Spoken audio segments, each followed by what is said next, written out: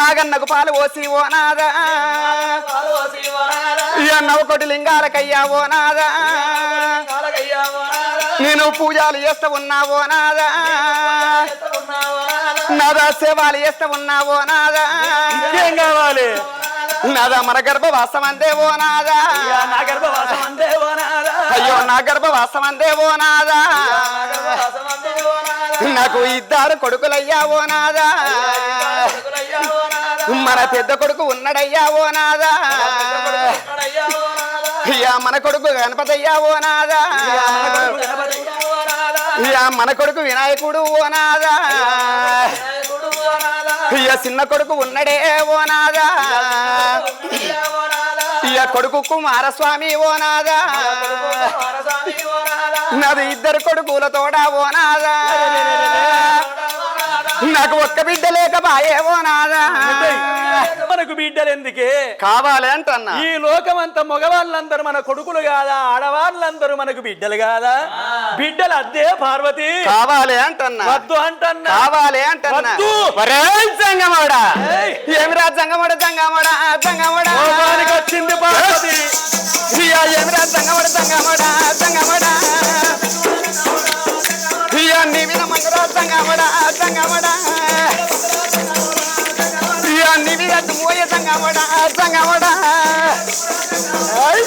నువ్వు రాజ్యాలు తిరిగేడు జంగమోడ జంగమోడ నువ్వు రంకు జంగమోని వీర జంగమోడ జంగమోడ దేశాలు తిరిగేటి జంగమోడ జంగమోడ ఓ దేవ జంగమ జంగమోడ జంగమోడ నీకు ఉండ ఇల్లు లేక జంగమోడ జంగమోడ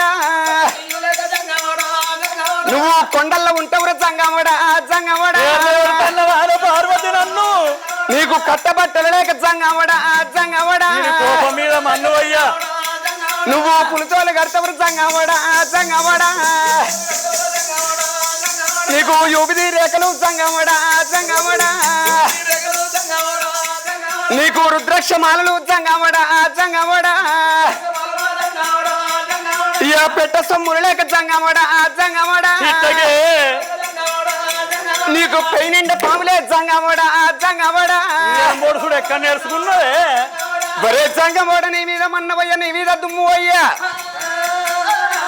రాజ్యాలు తిరిగేటి రంకు జంగమోను విదేశాలు తిరిగేటి దేవజంగం పల్లెలు తిరిగేటి పాడు జంగమోని అయ్యా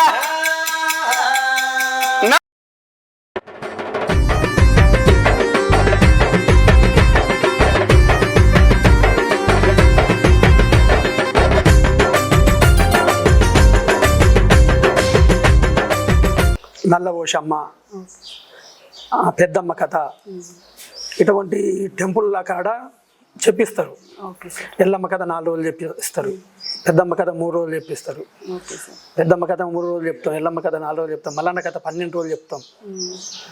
ఏరియా మొత్తంలో మీరే ఉన్నారా? చాలా మంది ఉన్నారు కళాకారులు, కానీ ఒగ్గు పూజారులు అంటే ఇటు ఇందుర్తి టెంపుల్ల కాడ ఎక్కువ చెప్పిస్తారు. మెదకు, సంగారెడ్డి, కామారెడ్డి, సిద్దిపేట, మా పెద్దపల్లి.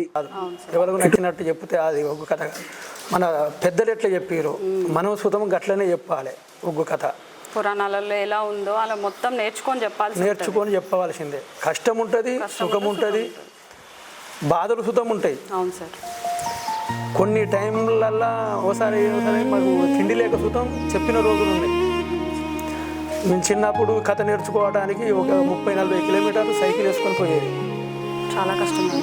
అప్పుడు వెహికల్స్ కరెక్ట్ లేవు, ఆటోలు రమ్మంటే రాకపోయేది. బస్సు లేని రూట్లు సుతం కొన్ని ఉండే, ఆ బస్సు లేని రూట్లకు సుతం మేము సైకిల్ వేసుకొని పోయేది. ఇట్లా తిరిగి బాగా కష్టపడిన కథ గురించి. అవును సార్. పల్లెటూర్లలో బస్సులు ఉండవు, అవైలబిలిటీ లేదు. ఇప్పుడు ఉన్నంత అప్పుడు లేదు, మీరు నేర్చుకున్నప్పుడు అంత లేదు. ఇటు పక్క పొంటి వాగు ఉంది, ఆ వాగవతల ఊర్లు ఉన్నాయి. ఆ ఊరికి పోవాలంటే వాగొస్తుంది, చుట్టూ రంగ తిరిగిపోవాలి. వెహికల్ ఏముండదు, మళ్ళీ సైకిలే. సైకిల్ మీద తిరిగి చెప్పిన రోజులు ఎంతో ఉన్నాయి.